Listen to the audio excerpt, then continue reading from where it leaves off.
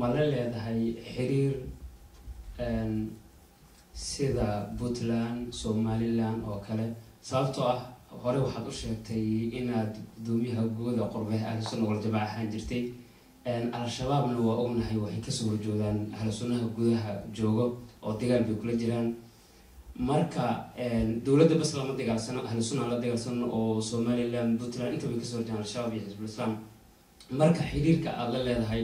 kooxaas kale sida Puntland Somaliland iyo ahlu sunna wal jamaa gudaha ku nool sida gobolada galguduud xiriirka aad la leedahay muhiim intuu saday qof kasta marka uu siyaasadda iyo hawsha uu bilaabayo waxa muhiim ah lamroon looga baahan yahay in uu Soomaalida dib ugu noqdo oo uu dhex galo waayo anigu waxaan aaminsanahay halka Soomaaliyeed in uu ku jiro Soomaali dhexdeed shisheeye danteena ma hayo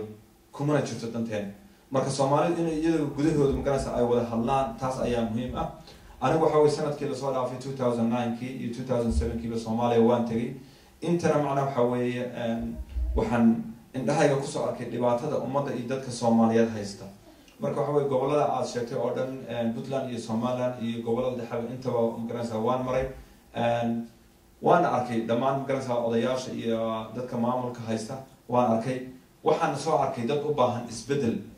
u doonayo in magaranaysa xaaladda dalka hadda uu ku socdana iyo 20 sano uu ku soo socday dad aan la dhacsanayn ayaan soo arkay oo doonaya in dalkii dadka wax laga qabto taas ayaana aniga laftigayga Maxamed ahaan igu dhalisay in aan dalka iyo dadka u istaago oo aan israado Alle maanta waa maalintii dalkaagii hooyo uu ku baahnaa wixii aad soo baratay iyo cilmigii iyo aqoontii dib ugu celi oo dibadda kaliya la joogo marka ha Maxamed oo xiriir waa la leeyahay horta Maxamed Salaam waan mahadsan tahay in aad arrinta Soomaaliya rajo ka haysid waa runtii aniga iga rajo fiican tahay waana mid idil ay gelin karta oo ama dad badan gelin karta inay Soomaaliya rajo leedahay ama wax ka qabasho leedahay wax badan baan sugaynay qof adigoo kala ah oo runtii arrinta aad u adag u soo baawac dhiga ama diyaar u ah inuu mataqaana wax ka qaban karo taas waxa ay raacada su-aashaas waxay tahay maadaama aad urur hadda mataqaana muctaraf oo la yaqaano oo Soomaaliya ka jira oo ururka ahlu sunna wal jamaa aad hogaamiyaheeda aad tahay xagga qurbaha aad tiri ma la odhan kara marka qof mataqaana fresh matid laakiin qof urur hore isu jiray oo arrimaha murugsan ee Soomaaliya local ayaad mataqaana ayaad ku galaysaa waddankii marka كل اللي يحتوب ديار بعضهم قرصة مركز سماك النواد قف منطقة أنا سيدا أنا جو كلا ضدك أنا جو كلا متي مركا أرنت أسبان ولا أنا كهنش واحد أرمى سنت horta Soomaalidu waxay ku mahmaadaa ama bur ahaw ama bur ku tiirsanow marka macnaha waxa weeye xaaladaha ee Soomaaliya hadda waxa ka jira waxa weeye qof kasta oo doonaya in uu magaranaysa dalka iyo dadka madaxweyne ka noqdo waxa weeye aniga Maxamed ahaana ummadda Soomaaliyeed way ii siman tahay group kasta ama nooc kasta uu yahay waxa weeye qof kasta oo Soomaali ah baan doonaya inaan madaxweyne noqdo qof kasta oo Soomaali ah waan dhageysanaya qof kasta oo Soomaali ah la kala fikrad duwanaad dib ma laha marka haddaynu aniga adigu kala fikrad duwanaano macnaheedu ma aha inaynan wada hadli karaynin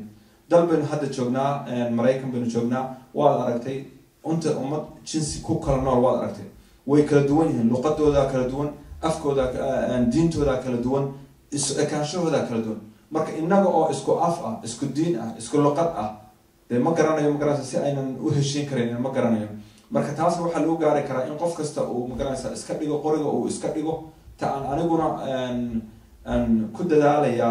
كان عصنا يا دمان مقرنس جروبية الصومال إسكوها يقدم حوي إن قرية إسكاديجان أو جيد كهوستي سي لجوه هذا حلقة الصوماليين ساس أيو كتيرة قفتنا جروب كره وكتر سنة كرا لكن تام عليه ده معه إنه صدقك يدك وسمحوا أقوى كرنين ما أهم من هذا مركان لكن أنا واحد ديارو هاي إن أمد الصومال دنا يسوق يمديه لما أنتوا إسلام كان عن كدونا يعد كود عن كدونا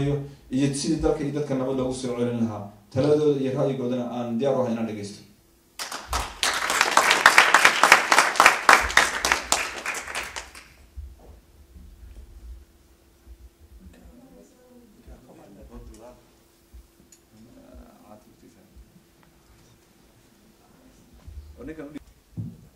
السلام عليكم.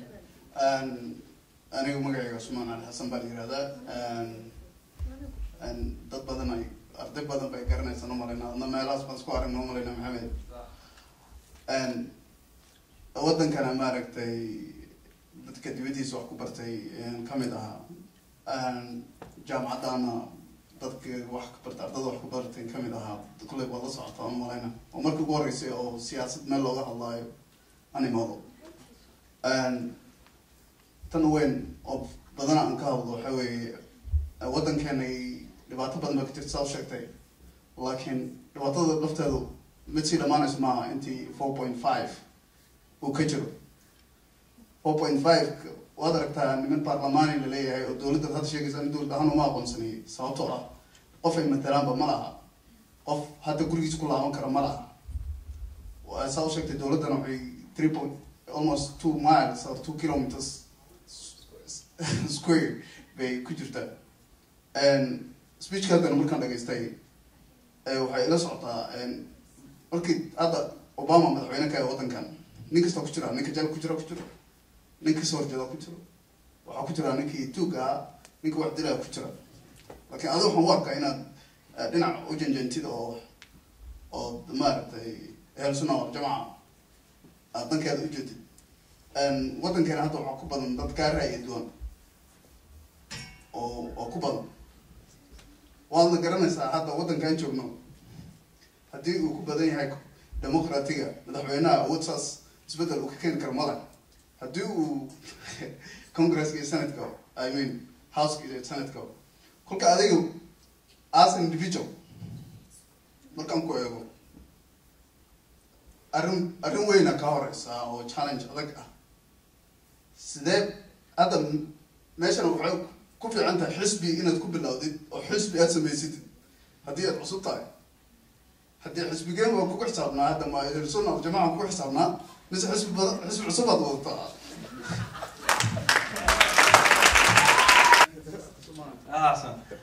cisman marka hore horta walaala waad mahadsan tahay ma aqaan in aad khudbadeydii dhegaysanaysay iyo in kale waxaan hadalka ku bilaabay anigu waxaan aasaasay baan ku iri xisbi siyaasi ah oo la yidhaahdo SYL2 oo non violence movement ah tan kale aad weydiinaysidna waxa weeye de kolley qof kasta haddii caqiidada la weydiiyo oo dee caqiidata ahlusunna waljamaca hadduu qofku aaminsan yahay taa micnaheedu ma aha inuusan dadkii wax u qaban karanin waana runtaa dalka intiisa badan waxaa haysta niman xagjir ah baa haysta oo aan magaranaysaa haba yaraatee aan ogolayn dalkii wax nabadana magaranaysaa aan ka ogolayn marka waxa weeye iyagana waxaa loogu yeerayaa dalka iyo dadka nabadda ayaa loogu yeeraya heshiiska ummadda soomaaliyeed reconciliation peace process baa la qabanaya oo dalka gudihiisa aan ku qabanayna kaas ayaan iyagana magaranaysaa loogu yeeraya oo la oranaya kaalaya oo imaada oo kasoo qayb gala haddii ay magaranaysaa ay ogolaadaan insha allahu tacala waxaan ka rajeynaya inay ogolaadaan waayo iyagu ma oran karaan maalin walba kii meesha jooga anigoo kaygii maaha ma oran karaan soomaaliya dhan magaranaysa kama soo horjeedi karaan marka waa runta xaalad adag way iga horeysaa laakiin waxa weeye waman yatawakal cala allah fahuwa xasbuh